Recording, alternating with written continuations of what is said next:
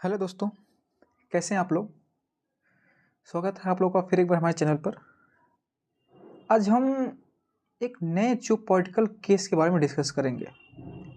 अभी रिसेंट आप लोग में सुना होगा कि ब्रिक्स का समिट हुआ है और आप लोग डिस्प्ले देख के भी समझ गए होंगे स्क्रीन पे कि हम किसके बारे में बात करने वाले हैं।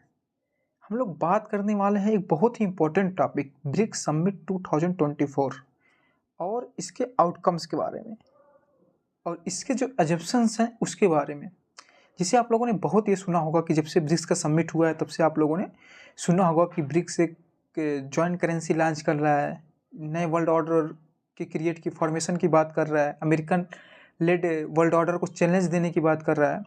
तो इन सारे चीज़ों के बारे में हम डिस्कस करेंगे, तो जिसको आप लोग देख सकते हैं, जिससे हम आगे डिस्कस करेंगे। तो आप लोग से अनुरोध है कि अगर आप लोग पहले बार हों तो चैनल को ज़रूर से ज़रूर सब्सक्राइब कर लें, लाइक करें, वीडियो को अपने दोस्तों के साथ भी शेयर करें और आपके जो व्यू हैं इस पे, जो आपके थॉट्स हैं, आप उसको कमेंट बॉक्स में मतलब मेंशन कर सकते हैं। उसको हम पढ़ेंगे और फिर बाद में उस थॉट्स को भी हम एनालिसिस करने की कोशिश करेंगे।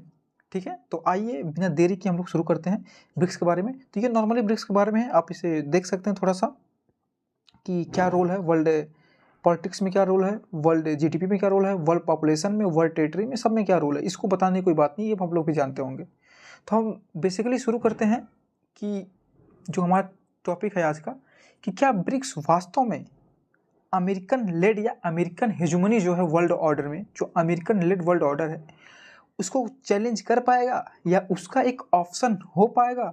हम इस बात पे डिस्कस करते हैं आज। तो दोस्तों, आप लोगों को पता होगा कि रूस के कजान में हुए जो ब्रिक्स समिट हुआ है रिसेंटली, उसके बाद ये न्यूज़ सर्कुलेट कर रही है कि जो है ब्रिक्स जो है अब एक नए वर्ल्ड ऑर्डर की बात कर रहा है और ये एक ऑप्शन हो सकता है अमेरिकन लेड वर्ल्ड ऑर्डर का, या ये अमेरिकन जो हेजुमनी है उसको वर्ल्ड पॉलिटिक्स में चैलेंज करेगा। ओके, और ऐसे इससे संबंधित न्यूज़ को बहुत से जो न्यूज आर्टिकल्स हैं उन्होंने अपने न्यूज़पेपर्स, उन्होंने अपने पेपर में इसको जगह भी दी है।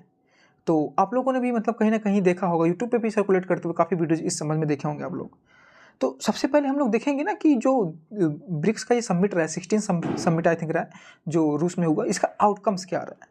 फिर हम देखेंगे कि मतलब आउटकम्स के बाद क्या ये चैलेंज वास्तव में कर पाएगा।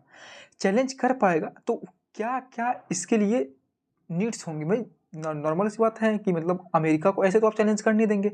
अमेरिका ने अपनी हेजुमनी को बनाने के लिए पूरा एक इंस्टीट्यूशंस का जाल बिछाया हुआ है। ठीक है, आप ऐसे उसको नहीं काउंटर कर सकते हैं। मतलब बहुत सी चीज़ें जो हैं जो अमेरिका के थ्रू ही हो रही है। जैसे कि मान लो किसी अभी रिसेंटली आपने देखा है कि श्रीलंका में जो प्रॉब्लम्स हुई थी, इकोनॉमिक प्रॉब्लम हुई थी, उसके लिए वो कहाँ गए, बेल आउट के लिए आपको कहाँ जाना पड़ेगा, आईएमएफ जाना पड़ेगा।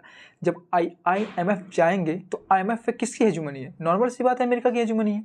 तो आपको उसके शरण में जाना है कि नहीं जाना है।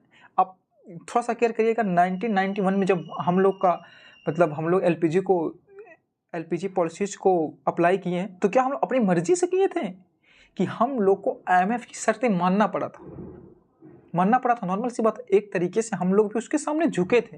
मतलब जो अमेरिकन लेड वर्ल्ड ऑर्डर है ये देशों को एक्सप्लॉइट भी करता है। इसका रिसेंट उदाहरण आप देख सकते हैं। एक तरफ हो रहा है रूस और यूक्रेन का जंग, एक हो रहा है ईरान और इजराइल का जंग, यानी गाजा और जो इजराइल का जंग वो जो ईरान तक फैल गई है।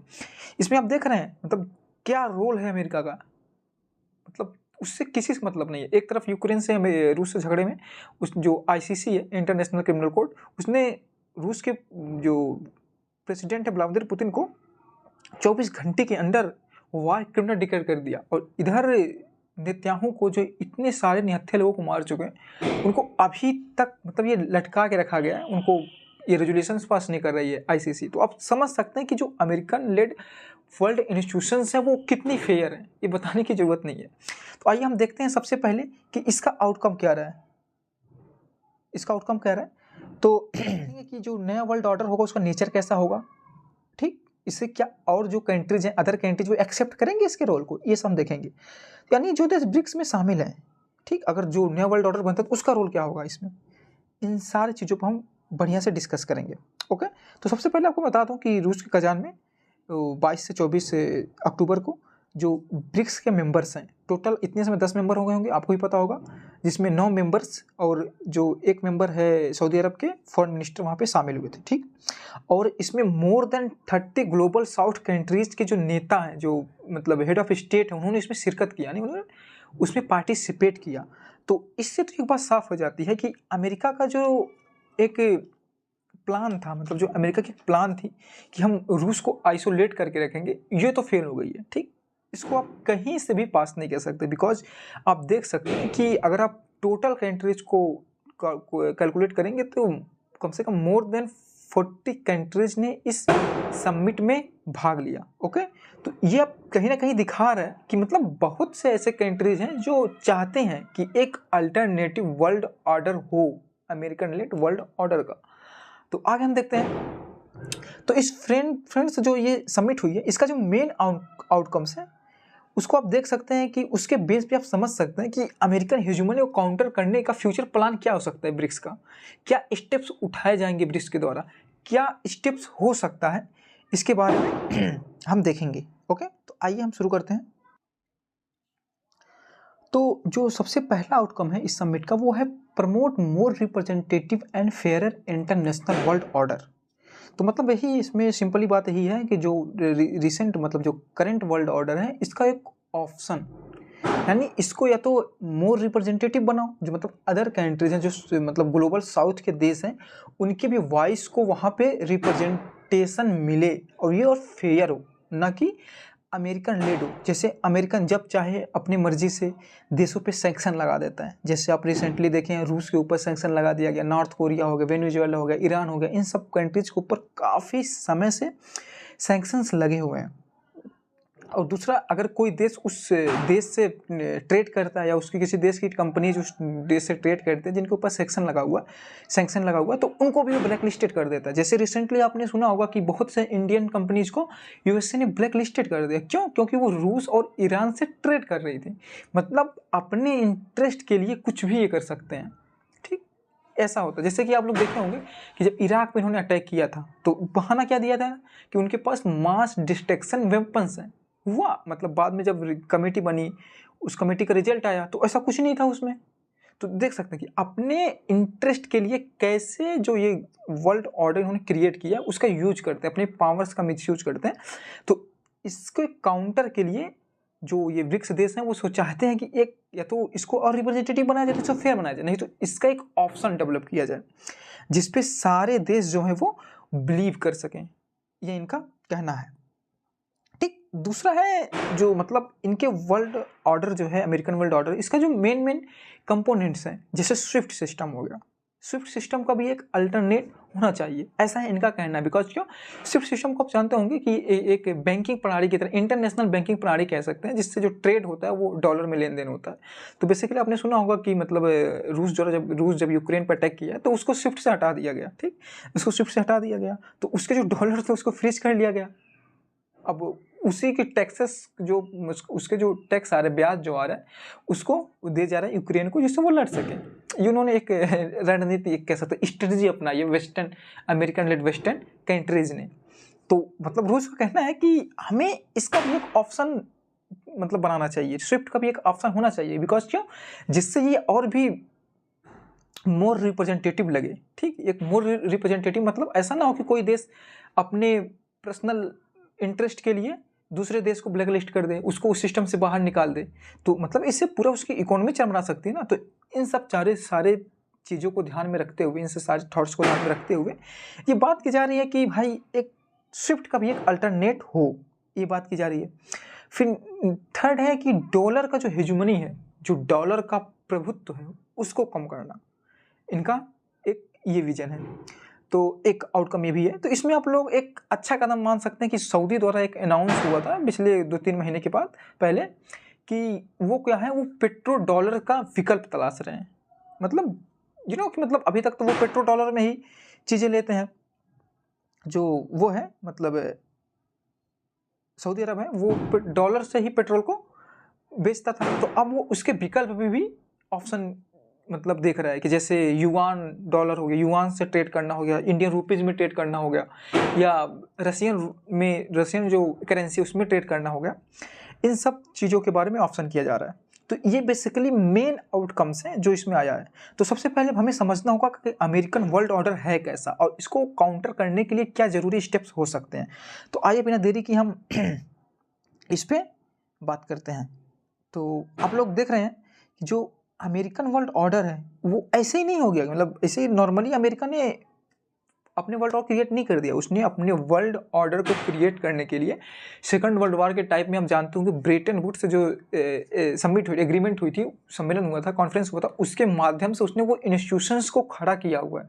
ठीक है, उन इंस्टीट्यूशंस को खड़ा किया हुआ है जो उसके डोमिनेंस को मतलब सहारा दे रहा है, हेल्प कर रहे हैं। ठीक है, जैसे कि IMF हो गया, वर्ल्ड बैंक हो गया, इन सब का क्या रोल है? ये सबका जो रोल है वही वर्ल्ड पॉलिटिक्स में अमेरिका के इम्पैक्ट को बढ़ा के रखे हुए हैं। बिकॉज इन सारे जो इंस्टीट्यूशंस हैं इसमें अमेरिका सबसे बड़ा स्टेक होल्डर है। आप लोगों को पता होना चाहिए कि IMF में जो अमेरिका है, अकेले जो अमेरिका जापान जैसे देश में अकेले 87% के आसपास शेयर होल्डर हैं। यानी कोई अगर बात पे वोटिंग हो रही है तो इसमें 87% वेटेज होगा इसका। तो आप समझ सकते हैं, मतलब ये पूरे जो इंस्टीट्यूशंस हैं अमेरिकन लेड वो उसके हेजुमनी को सपोर्ट कर रहे हैं।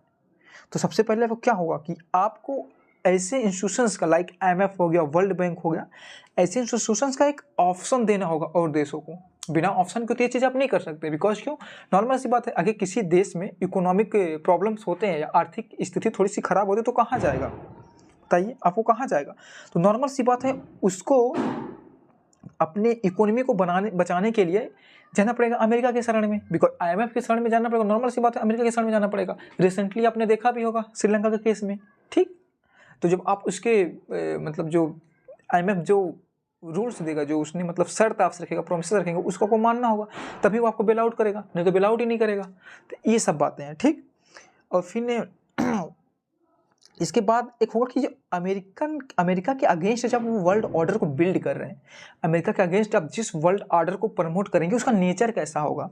ऐसा तो नहीं हो ना कि मतलब जो आप वर्ल्ड ऑर्डर प्रमोट कर रहे हो वो भी ऐसा ना हो कि रूस और चाइना सेंट्रिक होकर रह जाए।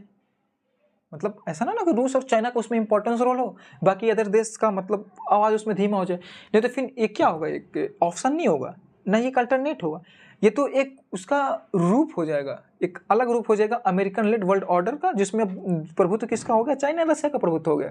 तो आपको इसको भी ध्यान में रखना होगा कि मतलब जो अल्टरनेट वर्ल्ड ऑर्डर हो, जिसको हम प्रमोट करें, जिसको हम बिल्ड करें, वो मोर कॉम्प्रिहेंसिव हो। मोर कॉम्प्रिहेंसिव मतलब इसमें जो ग्लोबल साउथ के कंट्रीज हैं उनका पार्टिसिपेशन ज़्यादा हो, इनके वॉइस उसमें हो, इनका रिप्रेजेंटेशन हो, इनकी आवाज़ को सुना जाए और इनका एक इम्पोर्टेंस रोल हो, ना कि इनके इंटरेस्ट को साइडलाइन कर दिया जाए। तो आपको ये बातें ध्यान में रखनी होगी। तो अब जो अमेरिकन इंस्टीट्यूशंस हैं इसके अल्टरनेटिव के लिए आप एक न्यू डेवलपमेंट बैंक को जानते होंगे, ये एक ऑप्शन हो सकता है, लेकिन आपको इसको मोर कॉम्प्रिहेंसिव और इसका और ज़्यादा इसको स्प्रेड आउट करना होगा और इसका विस्तार करना होगा। ठीक, अभी भी मतलब अगर आप लोग जानते होंगे, अगर थोड़ा सा स्टडी करेंगे तो अभी भी I think more than $20 billion से ज़्यादा के प्रोजेक्ट को ये फंड कर रहा है, लेकिन इसे और कॉम्प्रिहेंसिव बनाइए। ठीक, जिसे जो अदर कंट्री, जो ग्लोबल साउथ कंट्रीज हैं, वो वर्ल्ड बैंक या IMF की तरफ ना जाके NDB की तरफ आए। ठीक, ये होना चाहिए। और फिर जो ग्लोबल करेंसी डॉलर है, इसके हेजुमनी को चैलेंज करने के लिए नॉर्मल सी बात है आपके पास कोई एक कॉमन करेंसी होनी चाहिए। तो इस समिट में आप लोगों ने ब्रिक्स करेंसी के बारे में सुना होगा कि व्लादिमीर पुतिन ऐसे हाथ में किए हुए, ये सब उनको फोटो देखा होगा। तो वैसी किसी करेंसी को लॉन्च करने की बात चल रही है कि ऐसा करेंसी लॉन्च करें जो कॉमन करेंसी हो, ब्रिक्स कंट्रीज का कॉमन करेंसी हो, जो सारे देश जो है आपस में ट्रेड के लिए उसको यूज करें। लेकिन क्या ये आपके लिए इतना आसान है? मतलब डॉलर को काउंटर करना इतना आसान है? क्योंकि अभी भी आप लोग देखेंगे मोर देन 58% वर्ल्ड जो रिजर्व है देश के पास वो करेंसी डॉलर ही है। ठीक, उसके बाद सोना आता है। तो आप समझ सकते हैं कि इतना आसान नहीं होगा उसको काउंटर करना। फिर जब अगर आप अमेरिकन डॉलर करेंसी को काउंटर कर रहे हैं तो फिर जो आप ब्रिक्स करेंसी बनाएंगे उसका नेचर कैसा होगा? करेंसी का नेचर क्या होगा? करेंसी की वैल्यू कैसे आप डिफाइन करेंगे? यूरो की तरह, मतलब यूरो की तरह भी आप डिफाइन कर सकते हैं, एक ऑप्शन हो सकता है। फिर इसके लिए ना पूरा एक सिस्टम बनाना पड़ेगा, ऐसे तो नहीं हो जाएगा, तो इसमें टाइम लगेगा। तो नॉर्मल सी बात है, इसमें काफ़ी टाइम लगने वाला है। तो जो हमारी बेसिक डिस्कशन थी कि मतलब जो अमेरिकन लेड वर्ल्ड ऑर्डर है उसको ब्रिक्स कैसे चैलेंज दे सकता है, इसको हमने डिस्कस कर लिया। जो अमेरिकन लेड इंस्टीट्यूशंस है उसका क्या रोल है अमेरिका के हेजुमनी में, उसको हमने डिस्कस किया। उसका ऑप्शन क्या हो सकता है, इसमें हमने डिस्कस किया। हमने डिस्कस किया कि जो अमेरिकन डॉलर की हेजुमनी उसको हम कैसे काउंटर करें। इन सब चीज़ों पर हमने डिस्कस कर लिया। हमने ब्रिक्स के जो आगे स्टेप्स हो सकते हैं उस पर भी डिस्कस कर लिया। अभी हमें देखना होगा कि भाई जो ब्रिक्स देश हैं उनका भी तो आपस में प्रॉब्लम चल रहा है, वो कैसे इससे मतलब कैसे वो एक साथ आएंगे अपने जो कॉन्फ्लिक्ट्स हैं उनको भुला के। जैसे आप लोगों ने देखा होगा कि मतलब जो ब्रिक्स के कंट्रीज हैं उनको भी तो आपस में प्रॉब्लम चल रहा है, कॉन्फ्लिक्ट चल रहा है। इंडिया चाइना का जो मतलब ट्रेड क्या बोल रहा है, लैंड को लेके, सीमा को लेके बवाल रहा है। अभी वो रिसेंटली आप देखे होंगे ब्रिक्स समिट में हालांकि मोदी और शी जिनपिंग जी की मुलाकात हुई और इस पर संधि हुई है, तो अब सिचुएशन नॉर्मल होने की बात हो रही है। सेकंड है कि मतलब दो जो ब्रिक्स के दो कंट्रीज हैं लाइक रसिया एंड ईरान, ये खुद वार लाइक सिचुएशंस में है। क्या मतलब ऐसे देश जो पहले से वार में है वो किसी फेयर वर्ल्ड ऑर्डर को प्रमोट कर सकते हैं? ये तो अन्य जो कंट्रीज हैं उनके बीच भी ये बातें आएंगी। तो जरूरी है कि इन सारे प्रॉब्लम्स को सॉल्व किया जाए।